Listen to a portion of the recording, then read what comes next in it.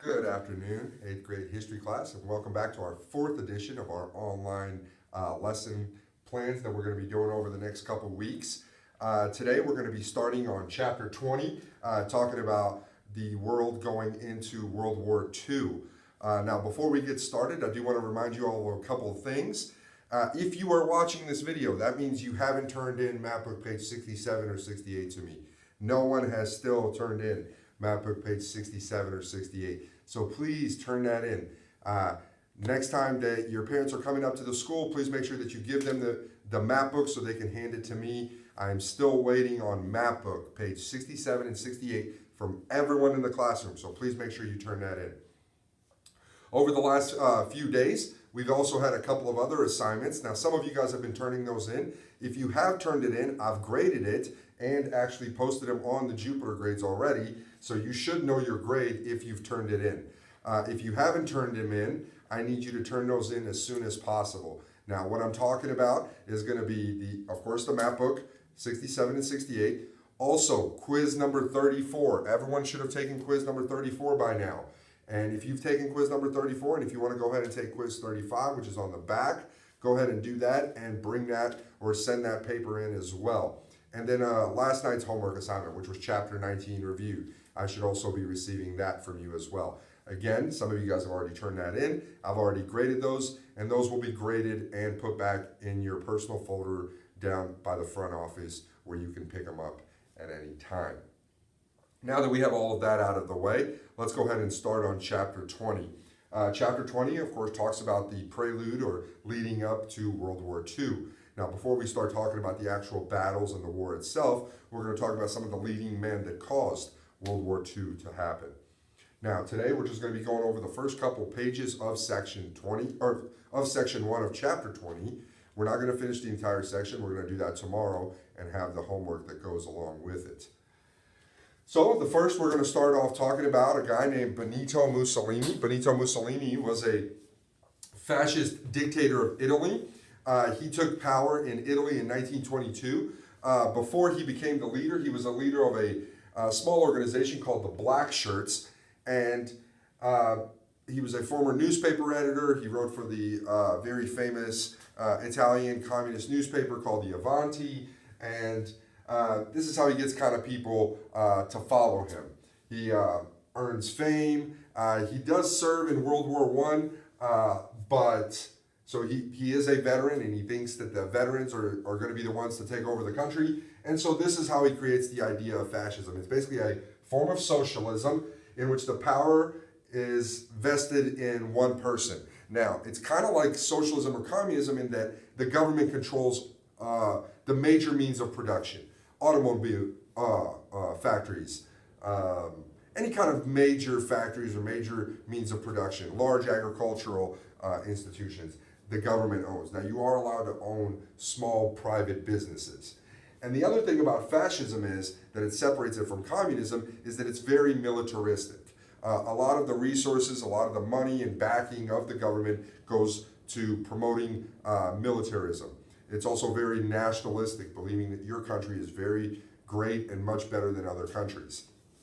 And so he is the one that adopts this idea of fascism first, Benito Mussolini in Italy when he comes to power in 1922.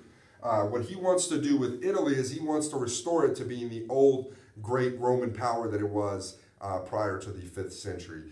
He wants to get back some of the old colonies of the Roman Empire, Greece, Albania, the Balkan states. He also will invade Ethiopia in the 1930s to try to get back some of those African possessions, and he wants to connect it with Egypt as well.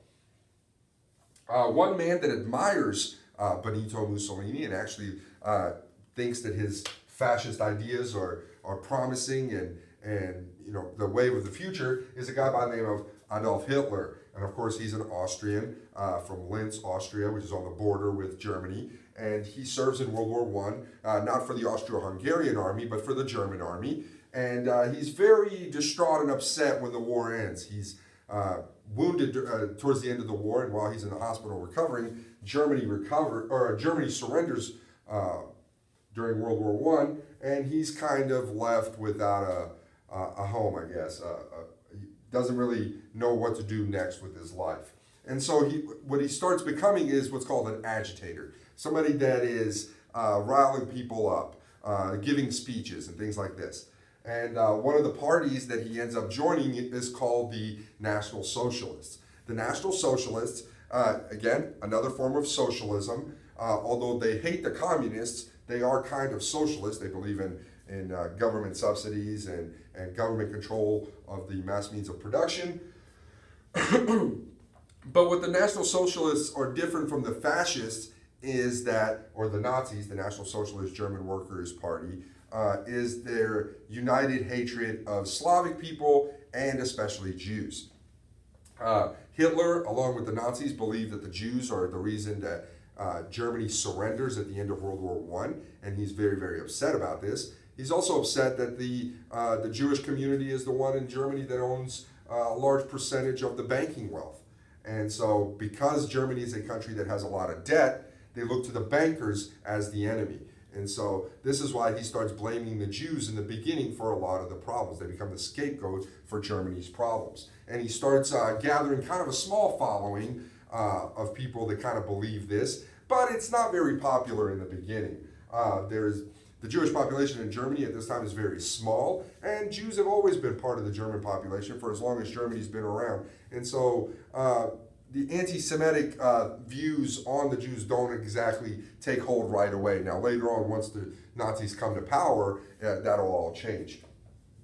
And so the National Socialists, they believe that all Eastern European peoples, the Slavic peoples, essentially are what they call Übermenschen, inferior.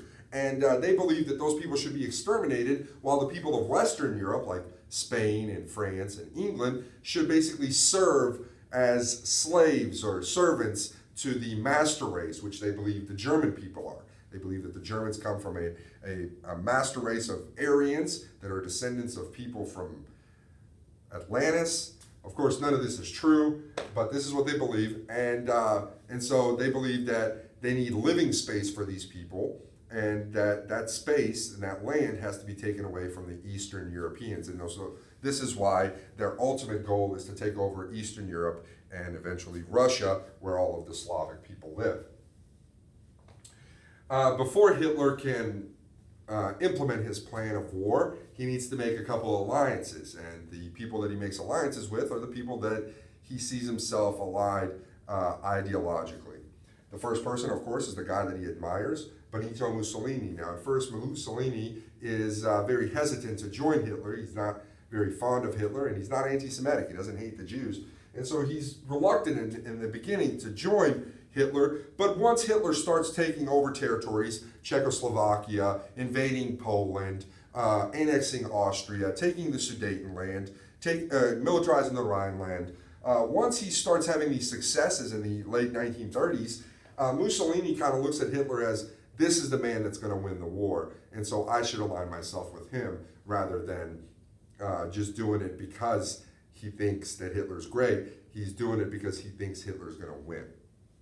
And so in 1939, Mussolini and Hitler become allies, and they create what's called the Rome-Berlin Axis, or the Axis powers. Later on, Japan will also join their treaty, and it will be the Tokyo-Rome-Berlin Axis, or also known as the Axis powers.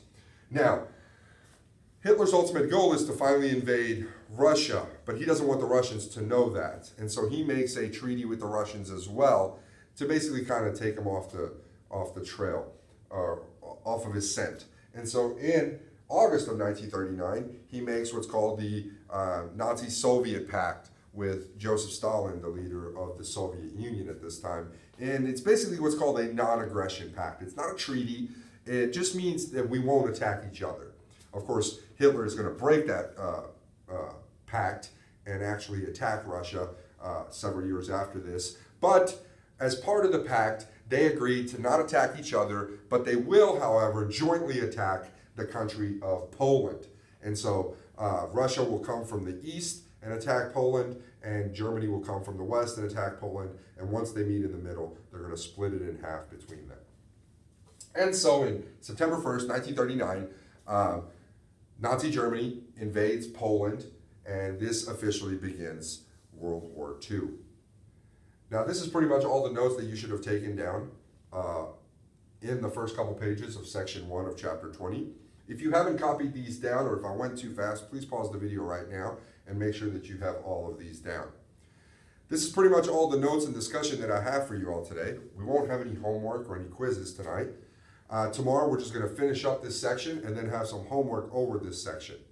I hope you guys enjoyed this video, and I hope you guys are staying safe and healthy, and I hope y'all have a great day. See you guys.